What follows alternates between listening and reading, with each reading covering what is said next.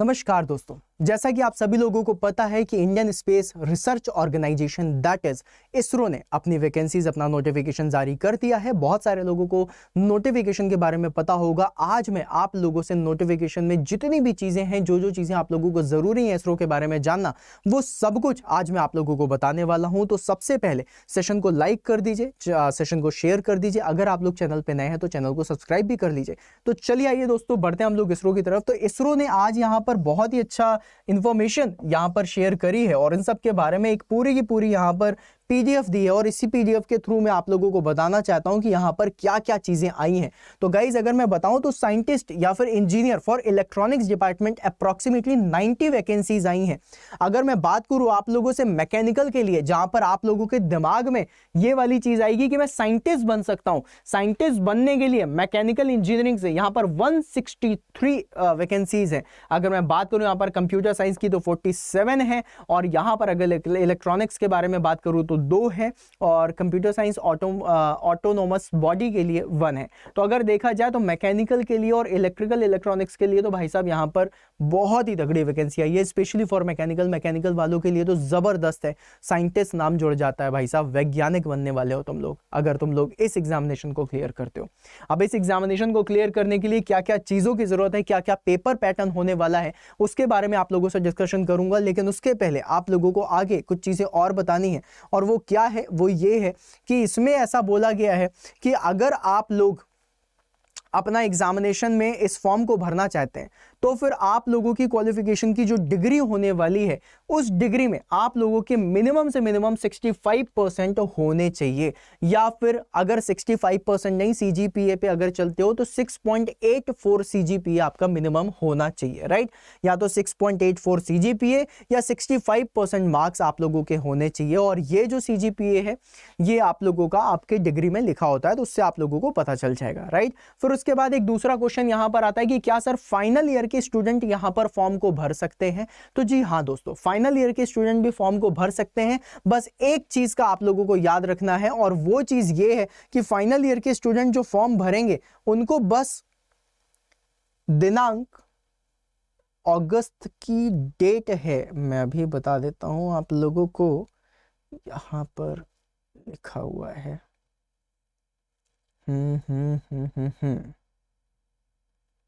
Exactly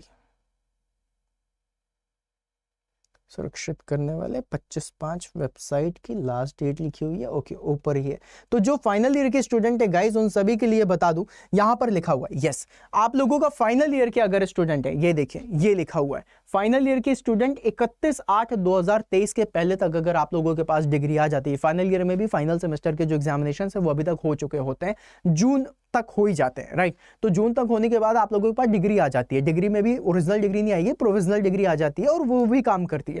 तो 31/8 तक अगर आप लोगों के पास डिग्री आ जाती है तो फिर आप फॉर्म को भर सकते हैं, अभी से ही फॉर्म भर दीजिए, उसमें कोई दिक्कत नहीं है। फिर उसके बाद आता है कि आप लोगों की जो एज लिमिट है वो कितनी होनी चाहिए। तो अकॉर्डिंग टू इसरो इन्होंने बोला है कि जो आप लोगों की एज लिमिट है वो 28 वर्ष है। कितनी है मेरे लाल? वो है 28 वर्ष, मतलब 28 ईयर्स आप लोगों की मैक्सिमम एज लिमिट है। बहुत सारे स्टूडेंट हैं जो 28 ईयर्स तक की रेंज में आते हैं, आप लोगों के लिए अच्छा फायदा है कि आप लोग इसमें फॉर्म को भर सकते हैं। फिर उसके बाद ये लिखा हुआ है age limit that is 28 years और वो भी कब तक है? 14 जून 2023 तक में आप लोगों का 28 के नीचे होना चाहिए, है ना। 28 के ऊपर जाते हैं तो फिर नहीं होगा। फिर उसके बाद रिजर्वेशन आप लोगों को मिलता ही मिलता है, इसमें और कोई दिक्कत नहीं है। फिर उसके बाद ये है कि आप लोगों को जो लास्ट डेट है इसमें कि भाई साहब कहां से कब तक करना है, तो गाइज यहां पर दिया हुआ है कि 25/5 से लेकर के 14 जून तक एप्लीकेशन को आप भर सकते हैं, यहां पर वेबसाइट में आप अप्लाई कर सकते हैं। तो 14 जून देखा जाए तो बहुत लंबा टाइम है। आप लोगों को सिर्फ यही बोलूंगा कि जितना जल्दी से जल्दी भर दो उतना अच्छा है, लास्ट डेट का भी इंतजार क्यों करना है, राइट। तो जल्दी से जल्दी इस फॉर्म को भर दीजिएगा, प्रॉपरली अच्छे से भरिएगा, अपनी ईमेल आईडी वही रखिएगा जिस ईमेल आईडी से आप लोग यहां पर मतलब सारी चीजें एक्सेस कर पाएंगे। उसका पासवर्ड मत भूल जाना, कई बार ऐसी प्रॉब्लम आती है स्टूडेंट्स में, हमने देखा है, राइट। फिर उसके बाद आप लोगों को आगे जो इंपॉर्टेंट चीज बतानी है वो ये है कि फॉर्म फिलिंग के पैसे कितने लगने हैं। तो फॉर्म फिलिंग के लिए मात्र 250 रुपए का फॉर्म है जिसको आप लोगों को भरना है। ऑनलाइन ऑफलाइन दोनों तरीके से भर सकते हो। तो आप लोग ऑनलाइन ऑफलाइन पे देख लेना। वैसे most of the student offline नहीं भरते हैं, ऑनलाइन ही भरते हैं, तो ऑनलाइन फॉर्म आप लोगों को भर देना है। फिर उसके बाद यहाँ पर आ जाता है आप लोगों का जिसको कहते हैं आपका पेपर पैटर्न। तो पेपर पैटर्न के बारे में डिस्कशन कर लेता हूँ मैं, क्योंकि पेपर पैटर्न बहुत ज़्यादा इंपॉर्टेंट है आप लोगों का। यहाँ पर ये इन्होंने फॉर्म भरने की सारी चीज़ें बताई हैं। अब आप लोगों को थोड़ा सा पेपर पैटर्न बता देता हूँ, फिर उसके बाद मैं आपको दिखा दूंगा कि जो आप लोगों का सेंटर है वो कहां पर पड़ेगा, राइट। तो अब सबसे पहले मैं आप लोगों को पेपर पैटर्न के बारे में बता दूं। तो गाइस पेपर पैटर्न ये यहां पर दिखा दिया गया है, और पेपर पैटर्न पे बोला जा रहा है कि ये जो पेपर होगा वो 2 घंटे का होने वाला है, और 2 घंटे में पेपर होगा जिसमें पार्ट ए और पार्ट बी 2 पार्ट होंगे, राइट। 2 पार्ट होंगे एक पेपर में, जिसमें आप लोगों को जो पार्ट ए होगा उसमें आप लोगों को 80 MCQs मिलेंगे, 80 क्वेश्चंस मिलेंगे, और हर क्वेश्चन पे आप लोगों को 1 नंबर मिलेगा। और अगर आप लोग क्वेश्चन का आंसर गलत कर देते हो तो माइनस मार्किंग भी है 0.33 की, ठीक है। वो पार्ट 1 का है जिसमें आप लोगों को 80 क्वेश्चंस मिलेंगे। कोर जैसे कि मैकेनिकल बोल दिया तो कोर मैकेनिकल के आपको 80 क्वेश्चंस मिलेंगे। लेकिन मेरे लाल यहाँ पर पार्ट बी भी है, और पार्ट बी के बारे में भी आप लोगों को बताना है। अब यहाँ पर पार्ट ए जो मैंने आपको बताया इसको भी समझिएगा, पार्ट बी भी मैं आप लोगों को बता दूंगा। तो यहाँ पर देखिए इन्होंने बताया है कि पार्ट ए है area of the discipline of specific part, जो है 80 क्वेश्चन रखेगा, जिनमें से 1 मार्क हर किसी को मिलने वाले हैं। फिर उसके बाद गाइज यहाँ पर है 75% of the question will be based in the core specialized discipline, that is 25% questions will cover the elite area topics। इसका कहने का मतलब क्या है ये बता देता हूं। ये बहुत सारे स्टूडेंट समझ नहीं पाते हैं कि पेपर पैटर्न कैसा आने वाला है। पेपर पैटर्न में बताया कि जैसे कि 80 क्वेश्चन होने वाले हैं, ठीक है। 80 क्वेश्चन को अगर मैं 4 भाग में बांटूं तो 20 क्वेश्चन होते हैं। तो 60 क्वेश्चन जो आपके आने वाले हैं वो 60 क्वेश्चन होंगे आप लोगों के कोर मैकेनिकल के। अगर आप मैकेनिकल से हैं तो एक एग्जांपल दे देता हूं, कोर मैकेनिकल से आपके 60 क्वेश्चन आएंगे, और जो 20 क्वेश्चन है वो आप लोगों के आसपास के एरिया के आएंगे। जैसे कि फॉर एग्जांपल ऑटोमोबाइल हो गया, फॉर एग्जांपल प्रोडक्शन इंजीनियरिंग हो गया।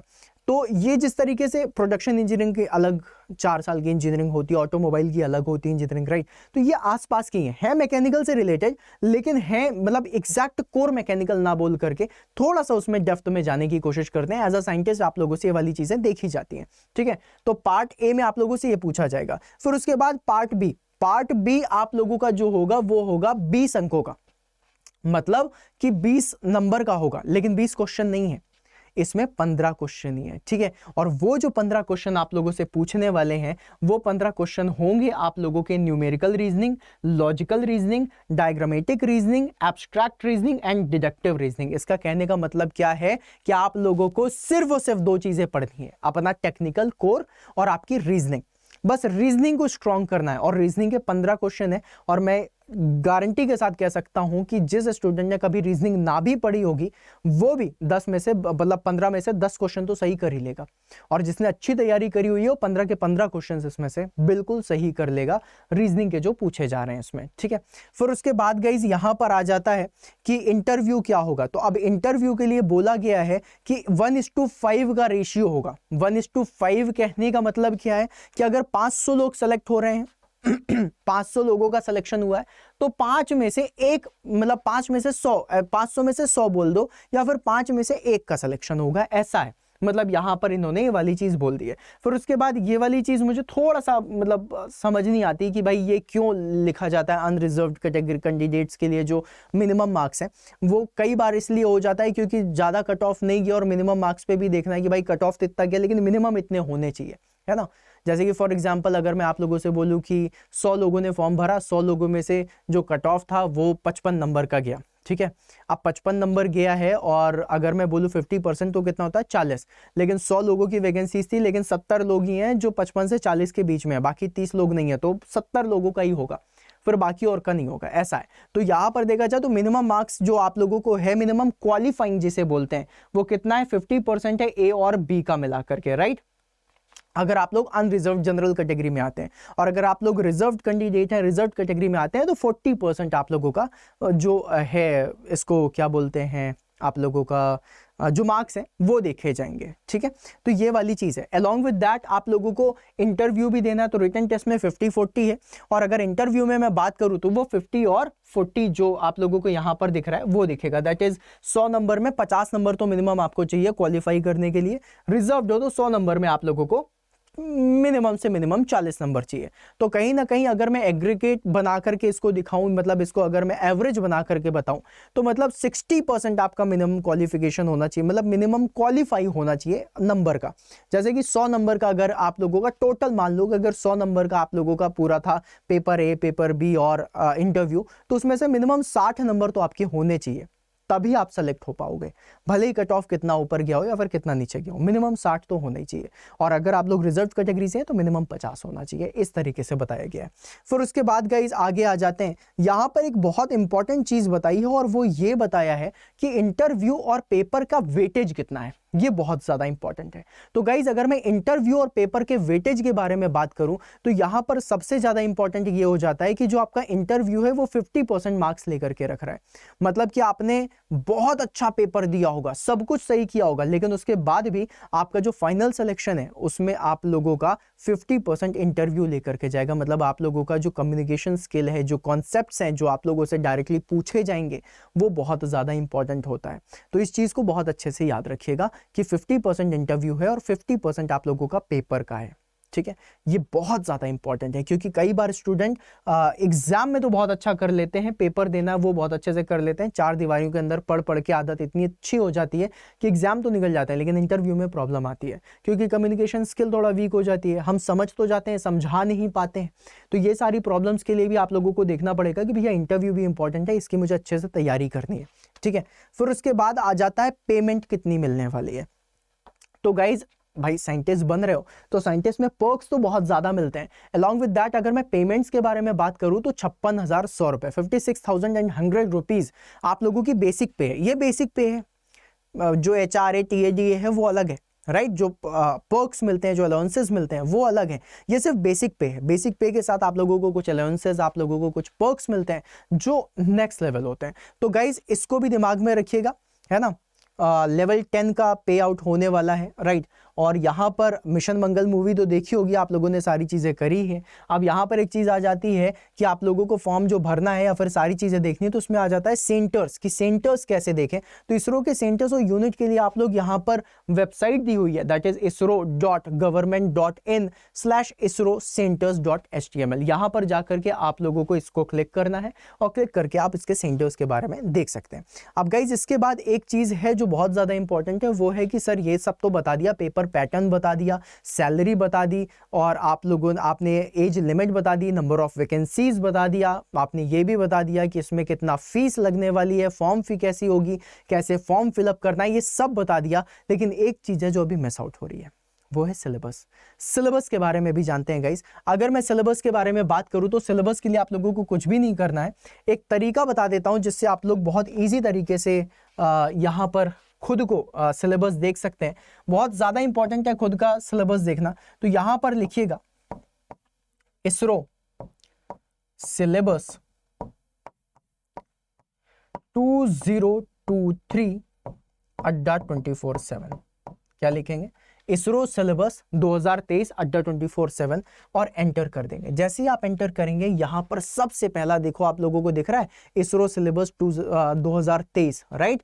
इसको ओपन कर लीजिएगा। जैसे ही आप इसे ओपन करेंगे यहां पर आप लोगों का डिटेल्ड सिलेबस पड़ा हुआ है। मैंने इसको अलग से वेबसाइट को क्यों दिखाया है, सो दैट आप लोगों को पता रहे कि सिलेबस के लिए मुझे कहां पर जाना है, जहां पर आप लोगों को डिटेल्ड सिलेबस मिल जाएगा, ठीक है। तो अब डिटेल्ड सिलेबस आप यहां से देख सकते हैं। मैं आप लोगों को दिखा देता हूं। देखिए यहां पर सबसे पहले अप्लाइड मैकेनिक्स डिजाइन का, मैकेनिकल इंजीनियरिंग का है, जहां पर पूरा का पूरा mechanics of material, theory of machine, vibrations, machine design, then fluid mechanics, heat transfer, thermodynamics, इसके application, then material manufacturing, industrial engineering. अगर मैं देखूं तो जो इंडस्ट्री मतलब स्पेशली अगर मैं बात करूं इसरो की, तो इसरो एक ऐसा एग्जामिनेशन है जिसमें सारे टॉपिक्स लेता है, वो बहुत सारे टॉपिक्स लेता है, और हर किसी में आपका कॉन्सेप्ट बहुत तगड़ा होना चाहिए। मतलब आप सिर्फ और सिर्फ ऐसा नहीं कि मैंने सिर्फ सब्जेक्ट को टच कर लिया और टच करके आप लोगों को सारी चीज़ें मिलेंगी, ऐसा बिल्कुल भी नहीं है। यहाँ पर आप लोगों की एक एक पॉइंट कवर होने चाहिए, बहुत बढ़िया तरीके से आप लोगों को तैयारी करनी पड़ेगी। तैयारी करने के लिए भी बता देता हूँ, तैयारी अगर आप लोग करना चाहते हैं और बढ़िया तैयारी करना चाहते हैं जिससे आपका सिलेक्शन बिल्कुल पक्का हो, तो उसके लिए आप लोगों को अड्डा 24/7 की वेबसाइट पे जाना है। जैसे ही आप अड्डा 24/7 सर्च करेंगे, पहली वेबसाइट मिलेगी, ओपन कर लीजिएगा, और ओपन करने के बाद यहाँ पर लिखा हुआ है ऑल कोर्सेज। ऑल कोर्सेज में जाइएगा, AJE एग्जाम्स के अंदर जाइएगा। AJE एग्जाम्स के अंदर जाने के बाद मैकेनिकल इंजीनियरिंग में इंजीनियरिंग का महापैक, मैं सबको सिर्फ और सिर्फ एक ही बैच सजेस्ट करता हूं, ये है इंजीनियरिंग का महापैक।